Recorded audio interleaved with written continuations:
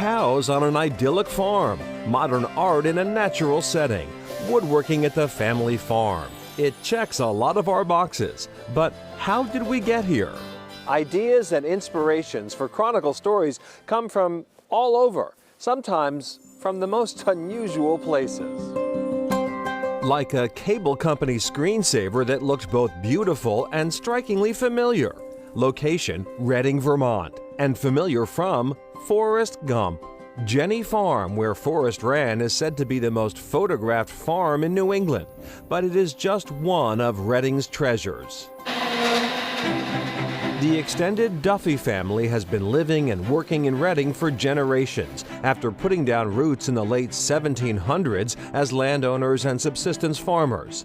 After a stint of city life, Scott Duffy returned 30 years ago to care for an aging grandparent at Rockledge Farm and ultimately got into woodworking by, well, he can explain. We purchased the property, but we didn't purchase any furnishings, as my wife indicated that I better get right to work making some things to sit on and sleep on and so forth. And that really, in a sense, was the beginning of the woodworking business as it is today. Today, Rockledge Farm makes custom handcrafted furniture, or as they say, one of a kind, one at a time. In a warren of converted barns and buildings, they turn a customer's vision into a physical heirloom. We sit down with a client, we determine what they need specifically to suit their purposes, and then I enjoy that process of working that out with the client and then actually creating it. It's the opportunity to take what was a tree and we give it new life. Scott's son, Ian, is now the shop manager. We try to maintain the aesthetic of that tree. We try to build it into something that looks natural but is also beautiful and heirloom quality so that someone else can enjoy that tree's life further down the road. They have sold and shipped woodwork to every state in the country, each piece touched by many hands, with a nod to generations past and future. Vermont has very sustainable forest practices, and there are more trees growing in Vermont than are being harvested. Our goal overall is to work with that and to be part of that sort of forest expansion, sustainably utilizing the resource while allowing it to continue to grow and develop.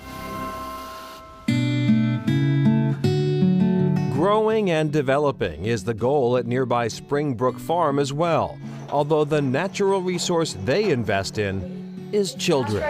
You filter it and then you cool it. For more than a quarter century, they have run the Farm for City Kids program, bringing inner-city children to the farm for 5-day visits. The ultimate goal is to provide a better understanding of food production and where the food comes from, and more than that, the kind of labor that goes into food production.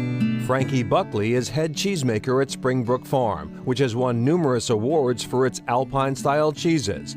But it is secondary to the work done with the children who come here from cities across the Northeast.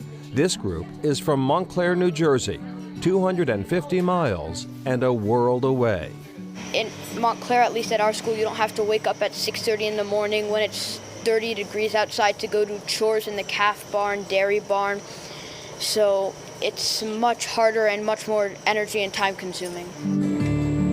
Proceeds from cheese and maple sugar sales help fund the program, which is free to students and educators who tend to goats, chickens, and cows during their stay on the 1,000-acre dairy farm. I think it's really amazing to see where every single food comes from, from cows or pigs or chickens. I think it's a very good experience to learn how much work people do to actually get that one glass of milk. To become familiar with the animals and to see the kind of life they can live. I think that is something that can stick with them for a long time. Down the road a piece, the Hall Art Foundation hopes the post-war modern art you see here will also stick with you for a long time.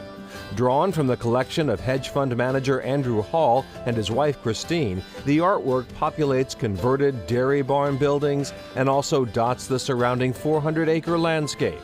Maurice Brand is foundation director. We hope to introduce contemporary art to an area where there's not so much of it, and we also hope to be a place where people who are super fans of contemporary art will come and visit. Opened in Reading in 2012, the foundation also has a museum in Germany and an installation at the Massachusetts Museum of Contemporary Art in North Adams. Leon Golub's paintings of conflict and power and Lois Dodd's observational work of her surroundings were displayed in Reading this year. A waterfall sculpture sits next to an actual waterfall, challenging perceptions of the world around us. And the goal for those who visit here? Hopefully pleasantly surprised at the quality of the artwork and of the exhibitions and the experience, and then hopefully come back. Back for the art, for the craftsmanship, for the experience, and for Reading.